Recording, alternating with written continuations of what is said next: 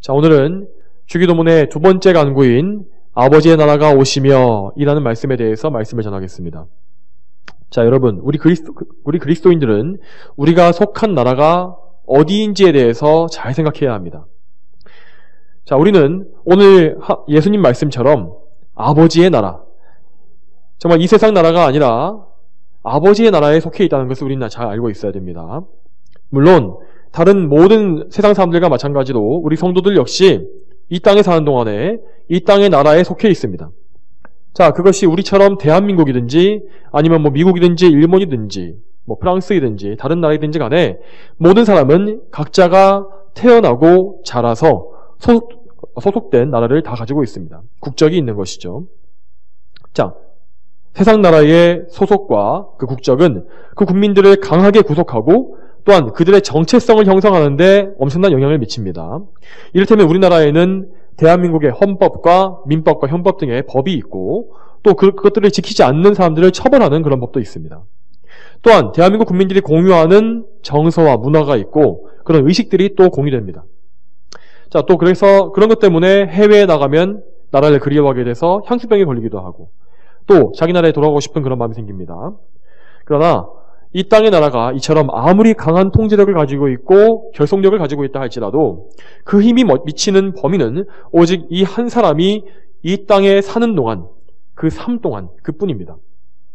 아무리 강한 나라, 이제까지 역사상 가장 최강의 나라를 말하는 로마 제국이나 미국 이런 나라 역시 대단히 국력이 강하고 또한 땅덩이가 크지만 하지만 그 나라들 역시 한계가 있는 것입니다. 그 힘이 미치는 범위가 있고 개인을 구속하는 데에도 역시 한계가 있습니다. 우리에게는 이 땅의 나라와는 비교도 할 수 없는 무한하고 영원한 나라가 있습니다. 그것을 반드시 기억해야 합니다. 그것이 바로 우리 그리스도인들이 부름받아서 속하게 된 영적인 나라, 즉 하나님의 나라입니다. 우리는 언제나 이 땅의 나라보다는 그 하나님 나라에 대해서 더 큰 관심을 가지고 살아야 하고 더 큰 소속감과 영적인 결속력을 가지고 살아야 한다는 것을 기억하십시오. 예수님께서는 이 제자들에게 가르쳐 주신 기도의 두 번째 간구에서 이 영적인 나라, 아버지의 나라에 대해서 기도를 하십니다. 예수님께서는 이 아버지의 나라라는 이 나라의 이름을 하늘나라 혹은 하나님 나라라고 부르기도 하셨습니다. 예수님께서는 공생애를 사시는 동안에 이 하나님 나라에 대해서 정말로 많은 말씀을 하셨습니다. 성경에서 이렇게 어플을 좀 열어서 하늘나라, 하나님 나라라고 한번 좀 검색해 보시기 바랍니다. 굉장히 많은 단어가 나옵니다. 예수님께서 처음 사역을 시작하실 때부터 외치셨던 최초의 메시지부터가 벌써 회개하여라, 하늘나라가 가까이 왔다라는 것이었습니다. 또한 예수님은 천국에 대해서 유명한 비유가 또 있죠. 겨자씨의 비유, 알곡과 가라지의 비유, 밭에 감추어진 보화의 비유, 그물을 던지는 어부의 비유 등등, 또 누룩의 비유도 있습니다.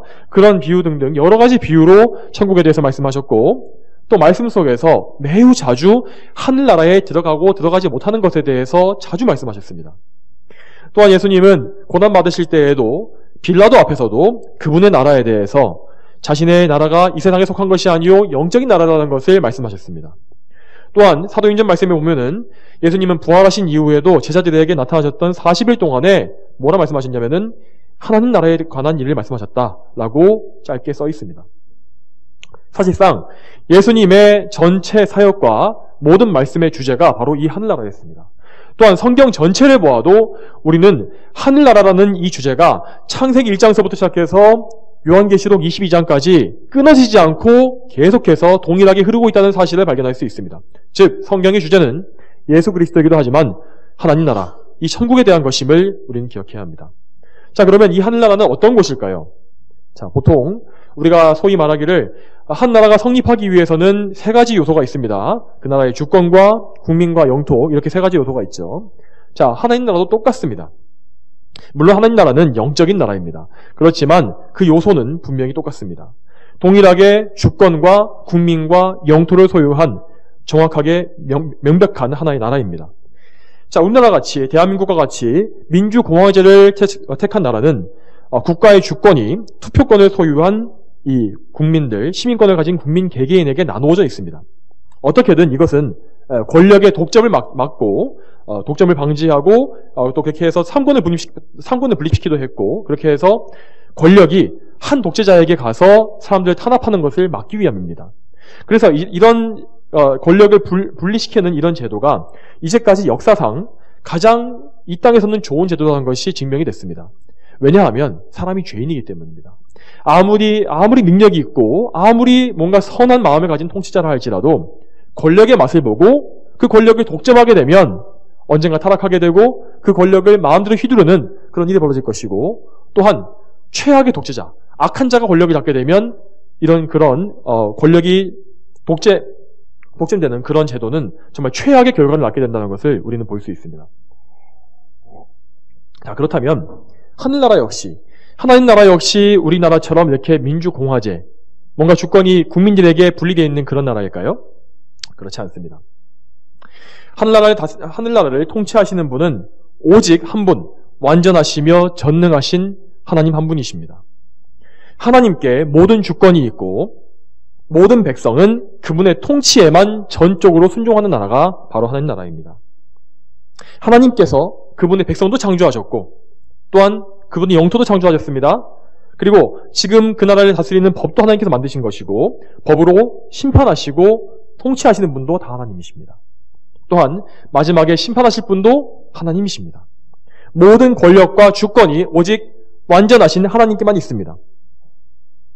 하나님은 선하시고 거룩하시며 공의로우신 분이시기 때문에 그 나라에는 어떤 것도 잘못된 것이 없고 어떤 어둠도 죄악도 불공정도 일절 없습니다.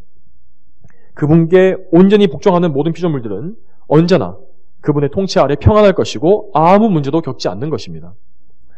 자, 그러면 하나님께서 통치하시는 나라의 국민은 또 누구일까요? 자, 이 하나님 나라의 국민들은 하나님께서 창조하시고 선택해 주신 모든 인격적인 피조물들로 구성되어 있습니다.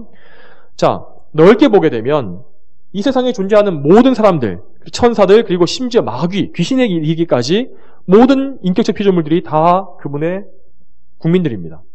하지만 좁게 봐서 하나님의 친백성, 하나님의 정말 사랑하시는 자녀들은 하나님께서 선택하신 백성이고 또한 그분께서 구원하시기로 작정하신 천사들입니다. 자, 그 백성들은, 참된 백성들은 하나님의 거룩하신 통치에 온전히 복종하도록 그렇게 되어 있습니다. 자, 원래 우리들, 그분의 백성인 우리들은, 부름받은 인간들은 원래 하나님과 원수였던 회개하지 않은 죄인들이었습니다. 하지만 하나님의 은혜로 하나님께서 정하신 때에 거듭나고 구원받아서 그분의 백성, 그분의 자녀로 변화된 것입니다. 왕이신 하나님께서는 그분의 백성들을 참으로 사랑하시고 또한 그들을 선대하시고 또 항상 인도하시고 다스려주시며 또한 무엇보다 구원하기로 예정하신 자들 중에 단 한 명도 잃어버리시지 않고 영원한 천국까지 반드시 인도해 주십니다. 또한 이 나라의 영토는 이 지구를 포함한 전 우주 만물입니다.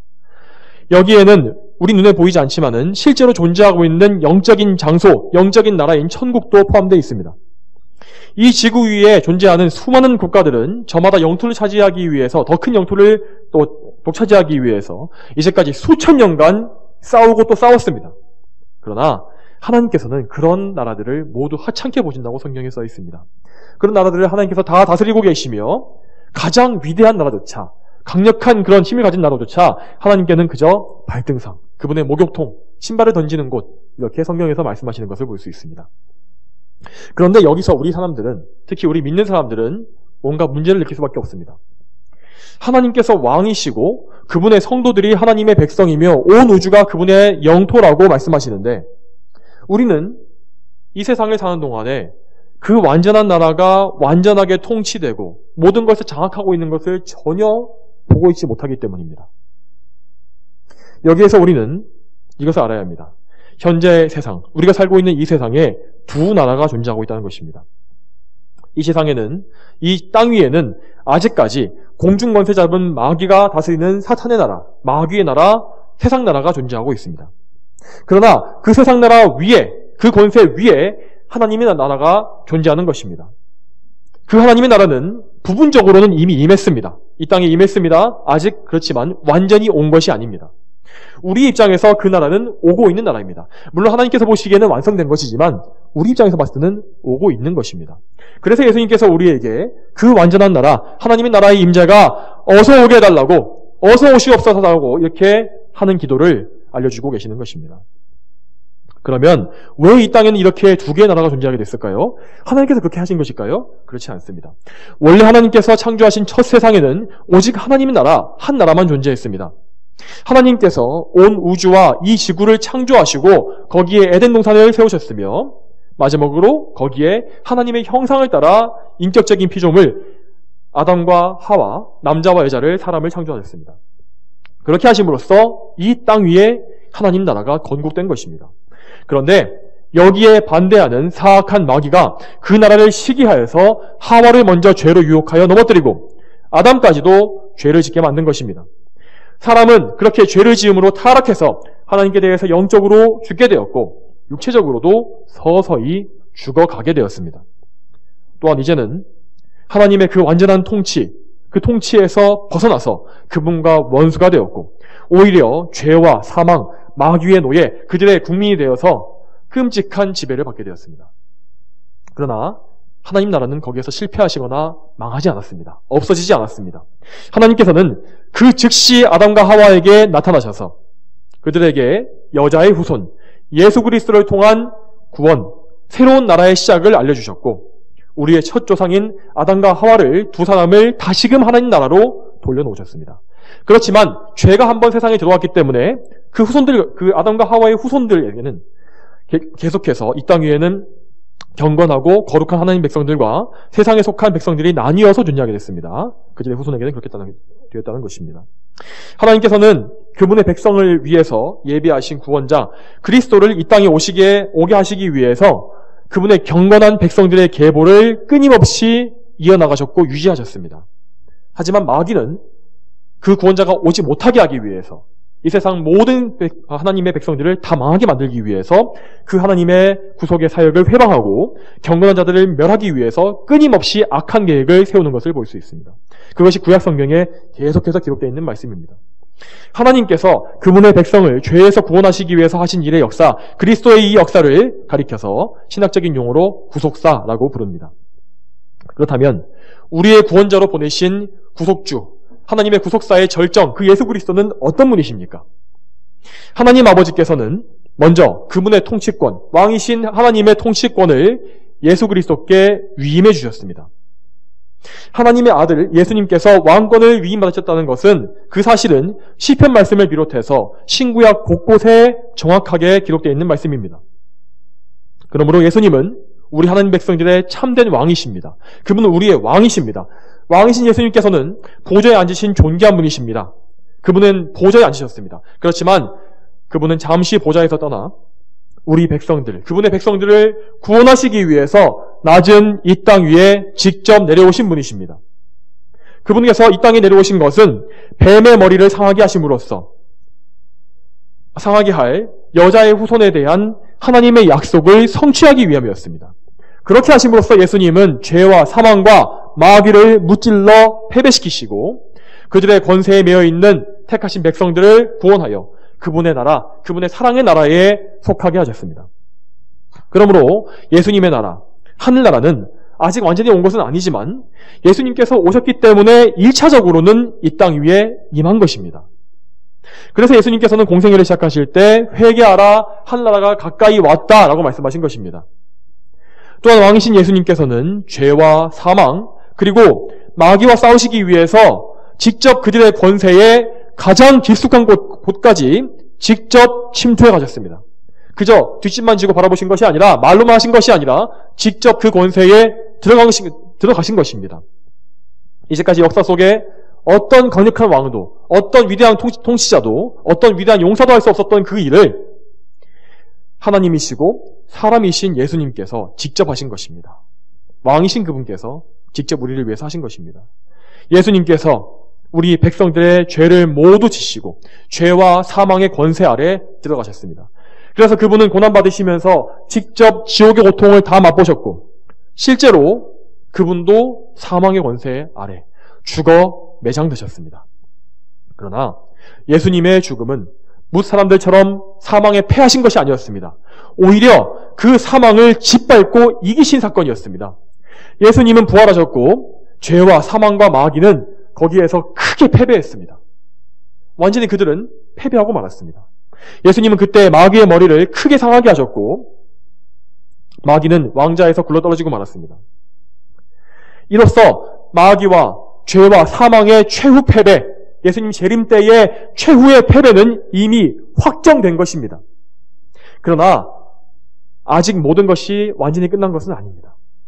마귀는 예수님께서 다시 오시기 전까지 잠시 동안 자기의 때를 허락받았기 때문입니다.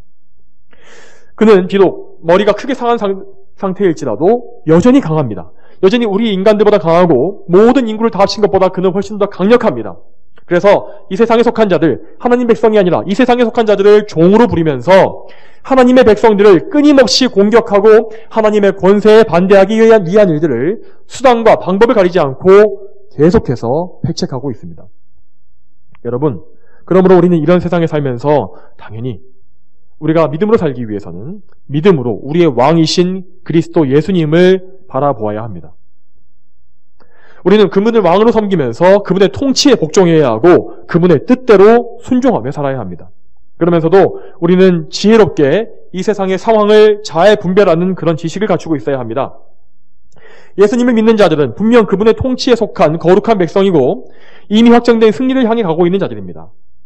하나님 나라는 이미 이 땅 위에 임해 있고 장차 완성될 것입니다. 그러나 우리는 아직까지 그 약속이 이루어지는 것을 보지 못하고 있습니다. 마치 이것과 같습니다. 구약 백성들이 오실 그리스도를 바라봤지 않습니까?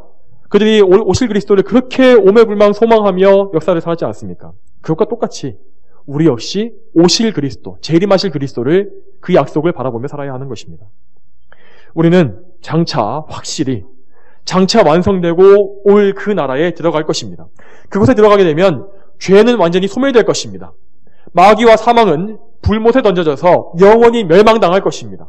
그렇지만 지금 우리는 아까도 말씀드렸지만 잠시 마귀가 권세를 허락받은 세상에 이 발을 딛고 살고 있습니다. 이것이 문제입니다. 물론 세상의 모든 것은 다 그리스도의 통치 영역이고 실제로 하나님께서 모든 것을 섭리로 통치하고 계십니다. 심지어 마귀조차도 그 악령들조차도 하나님의 섭리와 통치 아래 결국 굴복하며 그분을 섬길 수밖에 없다고 칼빈은 말합니다. 그러나 우리가 사는 이 세상에 여전히 마귀와 죄와 사망의 권세가 강하게 역사하고 있다는 것을 눈으로 보고 있으며 분명히 인식하고 있습니다. 쉽게 비유하면 우리는 아직까지 전투 중인 것입니다. 자, 군대를 다녀보신 분이시면 아시겠지만은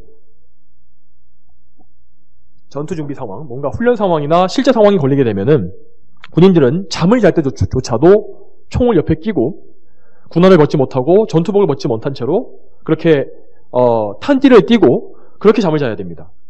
심지어는 얼굴에 위장조차 지우지 못한 채로 잠을 잘 때도 있습니다. 그것이 이제 군인의 삶이죠. 자, 그와 똑같습니다. 우리 역시 성도들 역시 전투 중인 군인처럼 언제나 영적인 병기들로 무장한 상태에서 하루하루를 살아야 하는 것입니다. 우리의 이 삶은 그것이 짧든지 길든지 간에 그것이 전투 상황입니다. 아직까지 끝나지 않은 전투 상황이 있는 것입니다. 만약 우리가 우리의 마음을 풀어헤치고 영적으로 나태해지게 되면 우리는 분명히 죄에 빠질 것이고 마귀에게 이용당하며 여기저기 끌려다니면서 조롱당하게 될 것입니다. 이처럼 우리는 영적인 눈으로 이 전투 상황을 잘 인식하면서 항상 우리의 허리를 동여매야 합니다. 여러분, 제가 왜 이런 말씀을 굳이 드리는 것입니까? 자, 왜 그러냐면 세상의 나라는 눈에 보이기 때문에 항상 잘 인식됩니다. 우리가 이 나라에 속했다는 것, 대한민국에 속했다는 것, 그리고 세상에 살고 있다는 것을 우리가 잊어버립니까? 그런 말도 안 되는 환각 상태에 빠져서 살 수는 없을 것입니다. 그렇지만 영적인 나라의 이 천국은 우리 눈에 보이지 않기 때문에 우리 영혼이 뭔가 좀 나태해지고 조금만 방심하게 되면 우리 관심에서 멀어지기 쉽기 때문입니다. 이런 점 때문에 우리 그리스도인들도 자주 오류에 빠집니다. 우리는 오류에 빠지게 되면 영적으로 또 풀어 헤쳐지게 되면 마치 세상 나라가 전부인 것처럼 생각하면서 지나치게 이 세상 나라에 몰입할 때가 많습니다. 특히 이 나라가 국가가 어려움에 빠지고 악인들이 활개를 칠 때 우리는 실망하게 되고 지나친 좌절감에 빠질 때가 많습니다. 자, 그도 그럴 것이 악인들이 통치하게 되면 그들이 권력을 잡게 되면 교회에 어떤 일이 벌어집니까? 교회가 정말 파멸적인 피해를 입지 않습니까? 예배를 방해받지 않습니까? 신앙의 자유를 빼앗기지 않습니까? 우리가 지난 정권 때에 그 좌익 세력이 판을 치던 그런 정권 때 코로나 사태라는 그런 핑계로 얼마나 많이 종교의 자유, 예배의 자유를 빼앗기고 그것에 침해받고 하나님을 섬기는 일에 막대한 해를 받았습니까? 얼마나 많은 교회들이 흩어지고 무너졌습니까? 여러분, 그렇게 또 하나님의 은혜로 겨우겨우 정권이 이렇게 바뀌긴 했지만 저 사악한 좌익 세력들은 또다시 나라의 위기 상황을 이용해서 아무 근거도 없이, 아무 맥락도 없이 뭐 다 그냥 모든 것이 안 좋은 일은 다 대통령 탓이라는 식으로 정권을 찬탈할 그런 계획을 짜고 획책하고 있습니다. 이런 것을 볼 때 제대로 된 생각과 이념을 가지고 제대로 된 믿음을 가진 참된 성도라면 어떻게 분노하지 않을 수 있겠으며 그들의 일이 성취되는 것을 볼 때 어떻게 낙담하지 않을 수가 있겠습니까? 정말 그것은 어려운 일일 것입니다. 또한 여러분, 이 세상이 지금 얼마나 혼란스럽습니까? 사실 우리 대한민국이 겪고 있는 일은 아무것도 아닙니다. 지금 유럽에서 벌어지고 있는 일을 보게 되면 그들은 정말 당장 겨울에 땔감조차 부족한 상황에서 지금 덜덜 떨고 있습니다. 너무나 많은 기근과 재앙과 전쟁의 소문과 실제 전쟁이 벌어지고 있고 말세에 올 것이라고 예수님께서 예언하셨던 일들이 점점 더 곳곳에 자주 벌어지고 있습니다.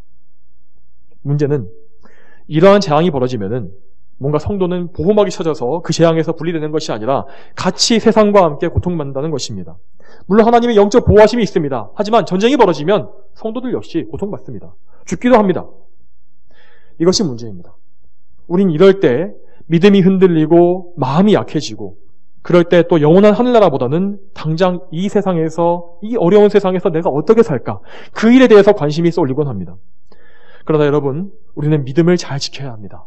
세상 나라에 너무 집착해서는 안 됩니다. 이 세상은 지나갈 것입니다. 우리는 애국심을 가지고 나라를 위해 충성해야 합니다. 하지만 이 세상은 지나갈 것이고 이 나라도 언젠간 망할 것입니다. 반드시 하나님 나라가 임할 것입니다. 우리 예수님께서 다시 오셔서 철장으로 모든 만국을 다스리시고 심판하시며 죄와 사망 권세를 완전히 깨어 부수실 것입니다. 우리가 바라봐야 될 날은 그날입니다. 항상 우리는 그날을 소망하고 있어야 합니다. 그러나 이 세상에 많은 자칭 그리스도인들이 마치 옛적 유대인들이 그랬던 것처럼 옛적 유대인들이 마치 하나님 나라를 이 땅의 지상의 왕국이 이루어지고 예수님께서도 지상의 왕으로서 군림하면서 이스라엘을 회복시킬 거라고 그렇게 지상적으로 믿었던 것처럼 하나님 나라를 영적으로 바라보는 것이 아니라 지상의 이 나라의 것으로, 이 세상의 것으로 바라보는 잘못된 신학을 가진 자들이 많습니다. 그런 자들이 잘못된 형태의 신학과 잘못된 형태의 교회를 세우고 있는 것을 볼 수 있습니다. 소위 사회복음이라는 것을 주장하는 자들과 또 좌파에 속하는 민중신학, 해방신학, 여성신학, 미국에 가면 흑인신학, 이런 식의 그런 신학들을 주장하는 그런 사회주의자들이 바로 그런 자들입니다. 그들은 교회가 사회의 변혁, 이 세상의 부당함에 맞서서 사회 변혁에 앞장서야 하며 잘못된 사회 제도를 변혁시키고 억압받는 민중들, 약자들을 해방시키는 역할을 해야 한다고 주장합니다. 그들이 믿는 예수님은 우리가 아는 예수 그리스도가 아니라 민중의 해방자, 혁명자와 같은 마치 체게바라와 같은 그런 잘못된 예수입니다. 그러나 성경은 단 한 번도 그러한 복음을 말한 적이 없고 그런 하나님 나라도 말한 적이 없으며 그런 그리스도를 말한 적이 없습니다. 이렇게 세속적인 신학을 주장하는 자들은 이 세상의 문제를 사람 안에서 찾는 것이 아니라 사람 안에 있는 죄에서 찾는 것이 아니라 사회적 문제에서 찾는 것입니다. 그러나 그들은 틀렸습니다. 세상에 문제가 가득하고 이 세상 나라에 부당함과 부조리가 가득한 이유는 오로지 다른 것이 아니라 사람 안에 내재하고 있는 죄, 원죄와 자범죄, 이 죄 때문입니다. 예수님께서는 결코 사회를 변혁시키시기 위해서 오신 것이 아닙니다. 그분은 니고데모에게 분명히 말씀하시기를 사람이 거듭나지 않으면 결코 천국에 들어갈 수 없다라고 말씀하셨습니다. 이처럼 예수님께서 다루신 문제는 우리 마음의 문제이며 우리 영혼의 문제, 우리 안에 내재하는 죄악의 문제입니다. 또한 예수님께서는 불의한 빌라도 앞에서도 당신의 나라가 이 세상에 속한 것이 아니라고 분명히 말씀하셨습니다. 우리는 이 말씀을 있는 그대로 믿어야 합니다. 왜곡해서는 안 됩니다. 물론 우리는 이 세상과 우리가 속한 나라가 잘 되기를 바라야 하고 또 열심히 그것을 위해 기도해야 합니다. 그러나 그것은 하나님의 영광이 모든 영역에서 드러나기를 바라는 마음 때문에 그렇게 해야 하는 것이지 결코 이 세상에 어떤 소망이 있기 때문이 아님을 여러분 기억하시기 바랍니다. 자, 이제까지 우리는 하나님 나라, 이 천국에 대해서 말씀을 들었습니다. 그러면 예수님께서 가르쳐 주신 기도, 이 아버지의 나라가 오시고라는 이 기도는 구체적으로 무엇을 강조하는 것입니까? 무엇을 우리가 하나님께 기도하는 것입니까? 자, 이 짧은 한마디의 기도, 정말 짧은 기도죠. 이 기도에는 정말 다른 수많은 많은 기도가 함축되어 있다는 것을 우리는 배워야 합니다. 자, 먼저 아버지 나라가 오시고라는 이 기도는 아버지의 나라가, 자, 전제가 있습니다. 아버지의 나라가 아직 완전히 임한 것이 아니고 우리 자신을 비롯해서 전 인류가 여전히 죄와 마귀의 권세 아래 있음을 인정하는 것입니다. 왜냐하면 오시옵소서라고 했기 때문입니다.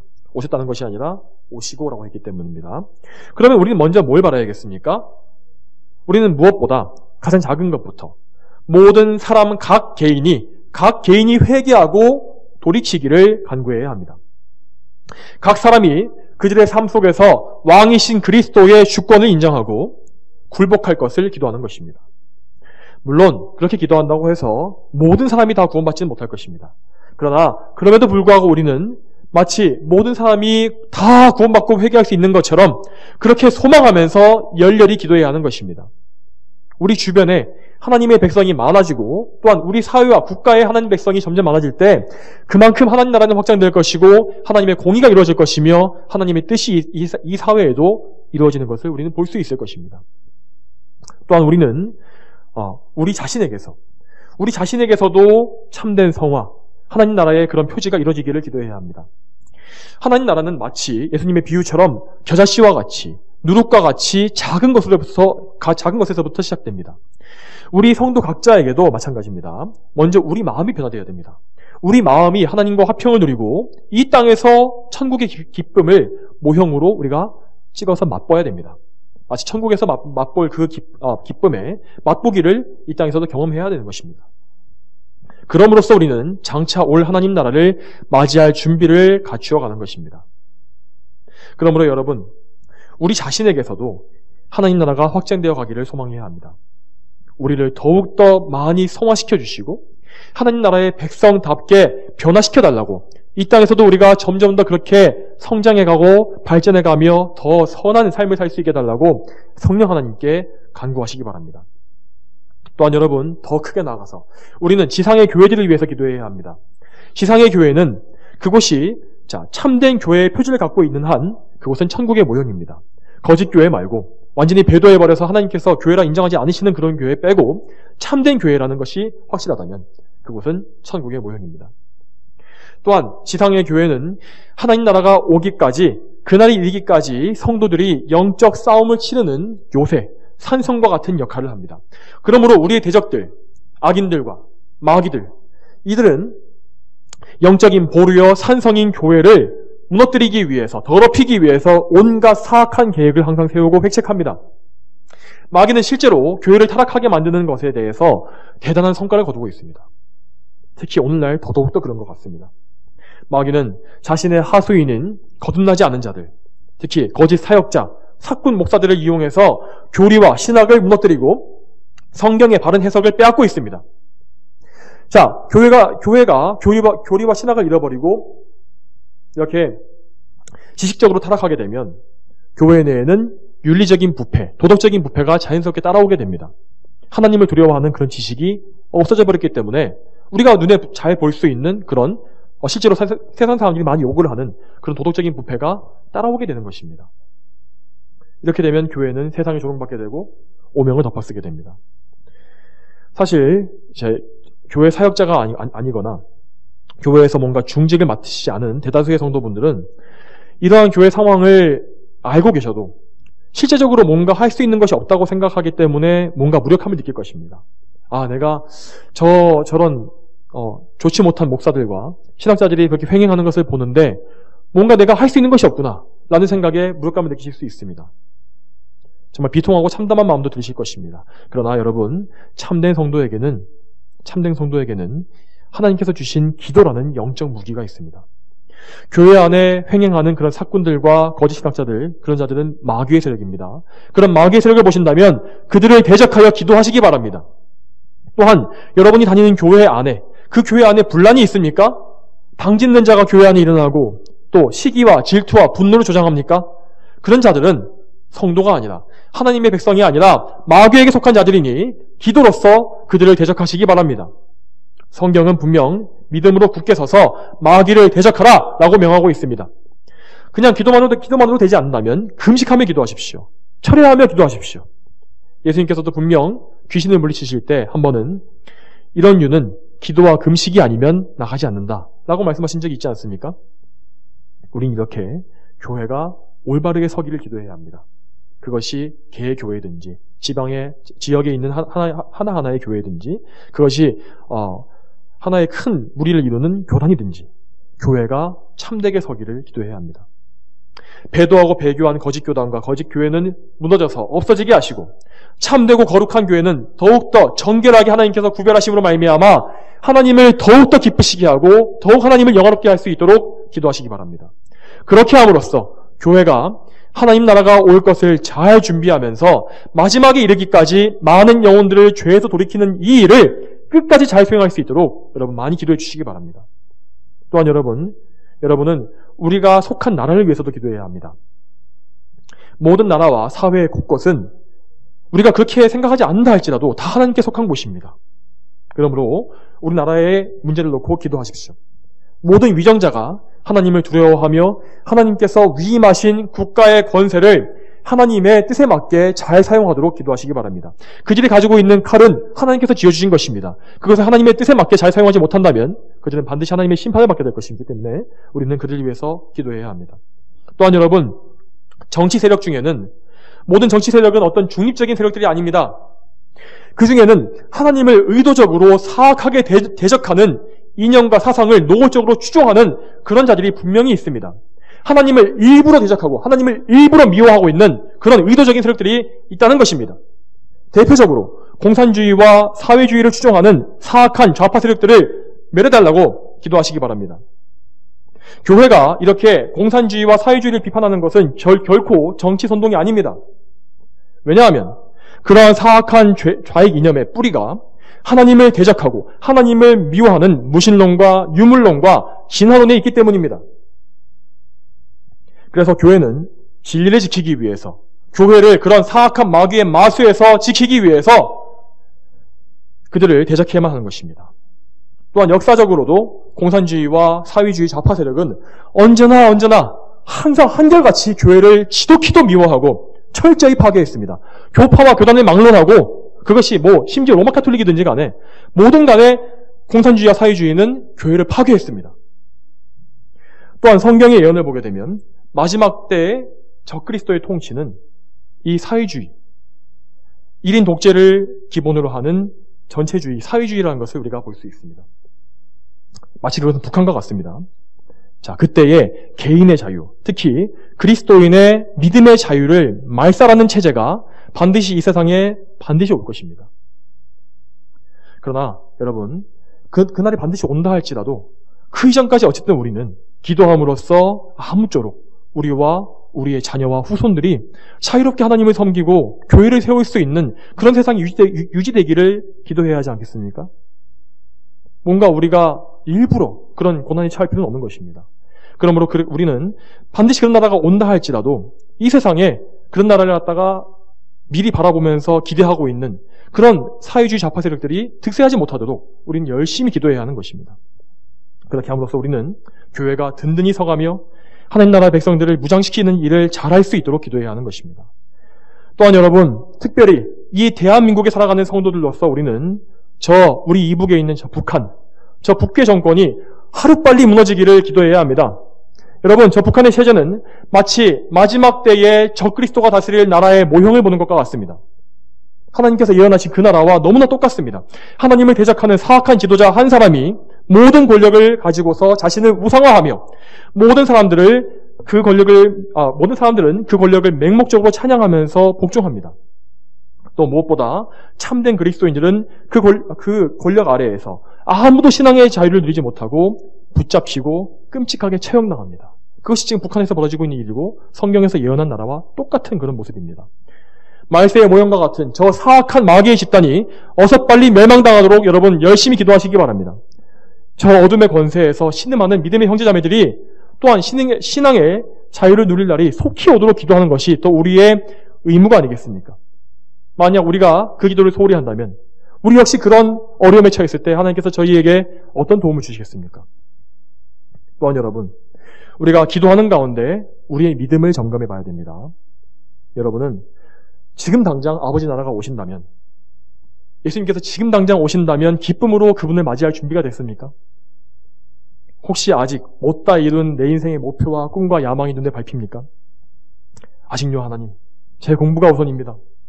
좀 취업 좀 하고 좀 사회생활도 좀 맛보고 싶습니다. 결혼도 하고 아이도 낳고 좀 사업에 성공도 하고 이 세상의 좋은 것들을 좀 더 누리고 싶습니다. 그리고 나서 좀 오시기 바랍니다. 이런 마음 때문에 주저하고 있는 것은 혹시 아닙니까? 여러분, 하지만 우리의 조상들, 믿음의 선조들, 초대교회 성도들은 언제나 주여 속히 오시옵소서, 어서 빨리 오시옵소서 라고 주저없이 그들은 기도했습니다. 이 세상에 소망을 두질 않았습니다. 우리 역시 그래야 합니다. 여러분, 이 세상에서 열심히 하나님 영광 위에 사는 것과 이 세상에 소망을 두지 않는 것은 별개의 문제입니다. 여러분, 혹시 여러분의 소망, 참된 소망이 아직까지 이 땅에 있다는 것이 발견된다면 여러분은 회개하셔야 합니다. 기도와 말씀을 통해서 여러분의 영적인 눈을 들어서 천국을 바라보시고 오실 예수님을 바라보시기 바랍니다. 마지막으로 여러분, 이것을 권면하고 마치도록 하겠습니다. 우리는 천국이 분명히 존재하는 장소라는 것을 믿어야 합니다. 천국은 우리 마음에 존재한다. 이 세상의 천국을 이뤄야 된다. 이렇게 거짓말하는 사악한 자들이 교회 안에 너무나 많기 때문입니다. 물론 우리는 우리 마음속에 이 천국과 같은 화평을 누려야 하고 또한 교회 안에서도, 이 세상에 존재하는 교회 안에서도 천국의 모형을 이어가야 됩니다. 그러나 그것은 작은 겨자씨, 누룩에 불과합니다. 예수님의 비유에 등장하는 겨자씨와 누룩 같은 그런 작은 존재에 불과합니다. 우리가 뭔가 그런 작은 존재, 작은 씨앗에 만족해서 되겠습니까? 그런 모형과 그림자에 만족해서는 안 됩니다. 실제의 천국은 이 땅에서 맛보는 것과는 비교도 할 수 없이 좋은 곳입니다. 감히 지상의 언어로는 표현할 수가 없는 놀라운 복락과 열매가 주어질 것입니다. 여러분, 성경에 왜 이렇게도 천국에 대한 자세한 묘사가 많이 없는지 좀 생각해 보신 적이 있습니까? 아마도 그것은 사람의 언어로 표현하기에는 이 천국이 너무나 놀랍고도 너무나 아름답기 때문에, 감히 사람의 언어로서 표현할 수 없는 그런 놀라운 것들이 있기 때문에 그런 것이라고 많은 신학자들이 생각합니다. 여러분, 우리는 장차 예수님과 같이 부활의 몸을 입고서 몸과 영혼이 모두, 우리의 전 인격이 모두 완성된 하나님 나라 그 천국에 입성할 것입니다. 우리의 발이 직접 천국의 땅을 밟을 것입니다. 여러분의 손이 천국의 생명수를 떠서 마실 것이고 여러분의 눈이 직접 실제로 찬란한 하나님의 영광을 보게 될 것입니다. 또한 무엇보다 여러분은 우리가 평생에 그토록 그리워했던 우리 주님 예수 그리스도를 눈으로 보면서 손으로 만져볼 것입니다. 또한 그분께서는 손을 뻗어서 우리의 눈물을 닦아주실 것입니다. 다시는 울 일도 없고 아파할 일도 없고 근심할 일도 없고 병들거나 죽을 일도 없습니다. 또한 다시는 죄 지을 일이 없습니다. 정말 너무나 놀랍지 않습니까? 여러분, 이 모든 것들은 꿈과 환상이 아닙니다. 실제입니다. 여러분이 직접 경험할 일이고 반드시 경험해야만 할 일입니다. 이 사실을 확실히 믿으시기 바랍니다. 그리고 믿음의 눈으로 바라보면서 그것을 소망하시기 바랍니다. 천국을 바라보며 예수 그리스도의 다시 오실 것을 바라보는 이 믿음 가운데에서 언제나 예수님께서 가르쳐주신 이 기도, 아버지의 나라가 속히 오시옵소서라는 이 기도를 항상 기도하는 저와 여러분이 되기를 소망합니다. 다 함께 기도하시겠습니다. 거룩하신 아버지 하나님, 오늘도 예수님께서 가르쳐주신 이 기도를, 말씀을 또 전하게 해주시니 감사드립니다. 하나님 아버지, 우리가 비록 이 세상에 살면서 두 나라가 존재하는 것을 보며 아직까지 마귀가 강하게 역사하고 또 그 나라가 역시 존재하는 것을 봅니다. 그렇지만 하나님 나라가 반드시 올 것이고 예수님께서 이 땅에 오셨을 때에 마귀를 패퇴시키시고 그들을 완전히 무너뜨리심으로 말미암아서 그들이 반드시 패배할 것이며 우리의 승리가 예정되었다는 것을 우리는 성경을 통해서 믿습니다. 하나님 아버지, 그러므로 저희는 이 예정된 싸움, 아버지, 이 승리가 예정된 이 싸움을 싸우면서 언제나 기쁨과 즐거움으로 싸우게 하시고 또한 확신과 믿음으로 싸우게 해주시길 원합니다. 비록 우리가 사는 동안에는 우리의 육신이 연약하고 또 죄가 있기 때문에 이 싸움을 싸우는 것이 때로는 곤고하고 때로는 힘들고 또 때로는 우리가 영적으로 나태해져서 아버지 정말 주님을 향한 그 소망이 사라질 때가 있을 것입니다.